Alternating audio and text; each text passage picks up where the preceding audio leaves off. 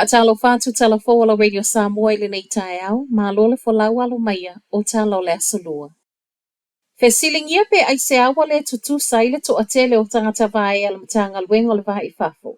Maisi matanga luenga le malo. O le ana saula whaatanunga mai le malo e minister, pa le mene whaapea matanga luenga ia whaasau mai le ono tesi 5%. Po o le fito tesi 5% mai tupe whaalu. Peita ai, e saule matanga luenga le vae fafo. E na o le tasi pasene.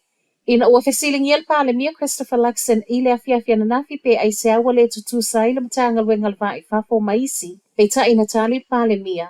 O le ana mawhaiona maua mai tupe whaasau le matanga luenga le vae fafo mai nisi o fitu una inga. Ma o loo whaamalia ina i le malo.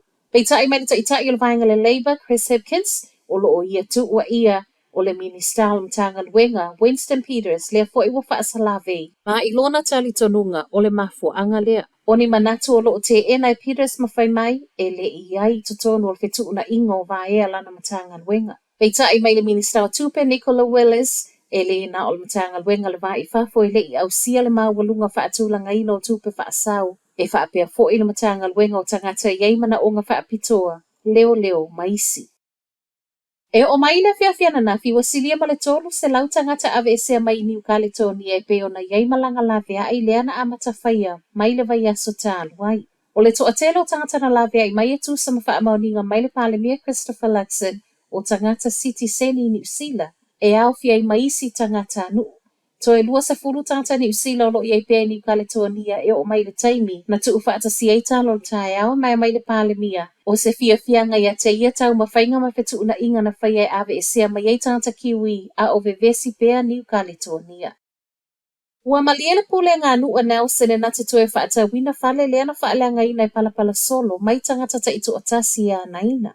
I fuanga mamao le pule ngā nua ua ia i oe ina ile tau atua e se fulu lua tesi tolu miliona. Mō ngā luenga toe whaale leia ona o a fianga mai lo longa.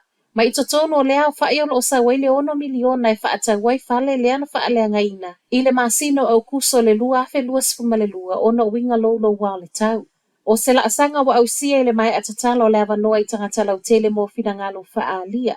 Leana whai mai eile 5% la atau te langoina. E iei nisi o councillors e le i mua i awai le fuafuanga wa iei nei. Peita ina toi liu ina ua uma le avanoa na tāpa ai fina ngalo tangata lau tele. Ai mai le pule nu ia Nick Smith o le laasanga muli ma o le laasanga upito i whainga tā fo i lea ua au sia ma o se taunu unga manuia e ui le umi tele o na whaata amilo lea toi titi lua tausanga.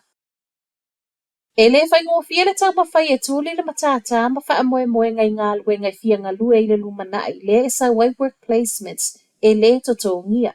O ngā luenga nei e tau na whai e whanau a o ngolo au tawina il whaafo mai, social work whaapea le whaafaya o ngai na ia whaamali e nā ia inga, mo ia mata upu ina ia pasi ai.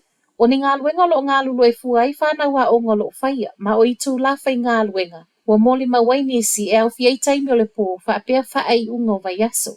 Ma i moli maolo o toi tā ua i le whainga tāo na su e o saisi ngā luenga e maua mai e se tupe a wā mea totongi. Wa whai mai ele paid placements Aotearoa wa mo o mia le whaamuta o ia work placements ma whaia se suinga e totongi ei whanau o lo whai ngā luenga. Ua mai asainia ele se 15 afe le petition le e tu inatu i le so i palemene ma le tālo sanga. A maua lava le totongi maua lalo mo whanau a onga o lo whaia ngā luenga nei mo a onga o se tala le leilea. Whai watu i tala mai Papua New Guinea, silia ma le lua afe tangata Papua New Guinea wa wha amauti no mai le National Disaster Center o le awatanu wola e palapala solo. O le nu atoa le wha apeno no fo lata i maunga le ua mau soifua na ua solo le palapala pe tusa le tau le tolu. I le vaveao le aso wharaidol vai aso tālu ai le e tupu o lo whai malo longa. E o mai ana nafi, e na o le toa tolu tangata na mawhaiona whaasau ina mai o le nuu. Ai na o le wha fo i tino mali liwa maua. Reporti a Leitioa New Zealand, e le o whaingofia le sa i lingo tino tānu mia, ona o le tele o papa. E le o whaingofia fo i le tau mawhai e ave whaamomoli le nuu pangatia, ona o le lolo wā le tau o lo iai. Ai mai whainga maloa New Zealand ma au se tālia, o leo ua tā pena e fesoa soani. O Talanala Radio Samoa, manuia le nei aso.